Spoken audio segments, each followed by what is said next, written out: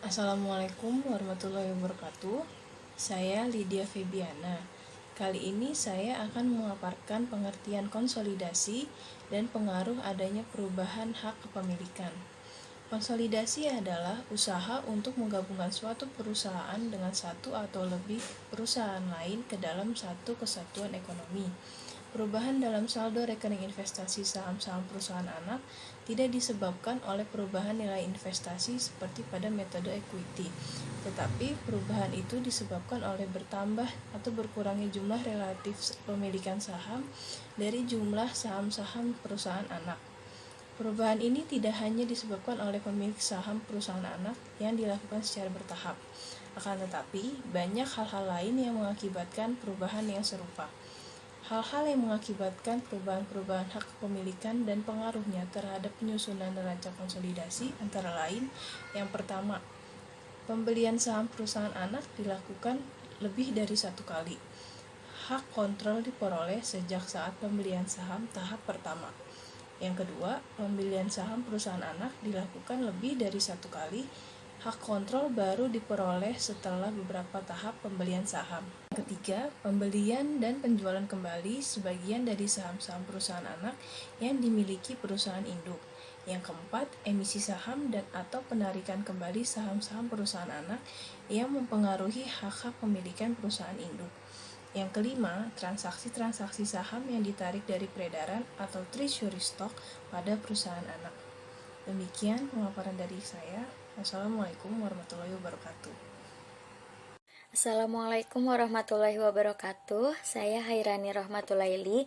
Di sini saya akan menjelaskan hal yang menyebabkan perubahan hak pemilikan dan pengaruhnya terhadap neraca konsolidasi. Ada beberapa hal yang mengakibatkan perubahan-perubahan hak pemilikan dan pengaruhnya terhadap penyusunan neraca konsolidasi. Antara lain, pembelian saham perusahaan anak dilakukan lebih dari satu kali. Hak kontrol diperoleh sejak saat pembelian saham pada tahap pertama. Yang kedua yaitu pembelian saham perusahaan anak dilakukan lebih dari satu kali. Hak kontrol diperoleh baru setelah beberapa tahap pembelian saham. Yang ketiga adalah pembelian dan penjualan kembali sebagian dari saham-saham perusahaan anak yang dimiliki perusahaan induk. Yang keempat adalah emisi saham dan atau penarikan kembali saham-saham perusahaan anak yang mempengaruhi hak-hak pemilik. Lalu yang terakhir ada transaksi-transaksi saham yang ditarik dari peredaran pada perusahaan anak. Perkenalkan, saya Kurniawan Lase dari kelompok 4. Di sini saya akan menjelaskan tentang perlakuan akuntansi untuk pembelian saham perusahaan anak yang dilakukan beberapa kali. Perusahaan yang telah mempunyai hak kontrol pada perusahaan lain terus menambah hak kepemilikannya dengan cara membeli saham-saham perusahaan lain tersebut dari pemegang saham lainnya. Menambah kepemilikan saham-saham perusahaan lain bisa merubah rekening laba yang ditahan pada perusahaan induk. Selanjutnya ada metode perolehan.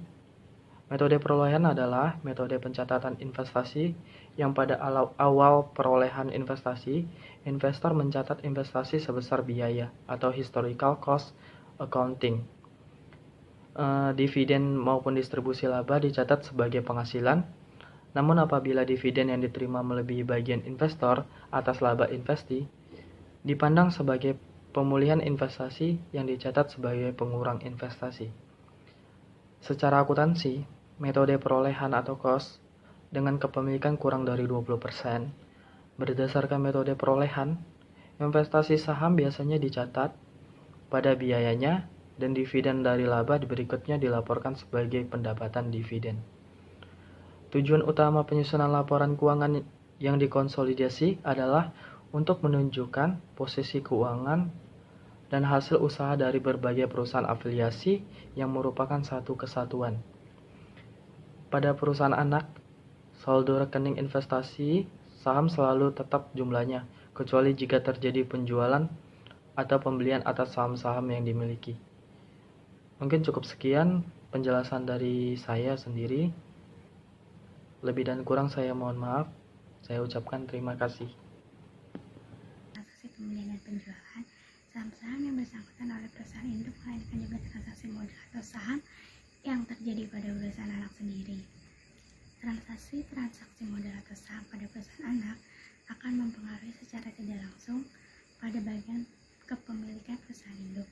Pengeluaran saham-saham baru atau emisi saham oleh perusahaan anak misalnya akan mengakibatkan berkurangnya hak kepemilikan perusahaan induk apabila atas emisi saham tersebut perusahaan induk tidak berhasil memperoleh atau memiliki saham-saham yang baru tersebut sama dengan persentase pemilikan semula. Di lain pihak, penarikan kembali atau pelunasan sebagai modal saham oleh perusahaan anak pada pemegang saham minoritas akan berakibat kenaikan terhadap persentase pemilikan saham bagi perusahaan induk.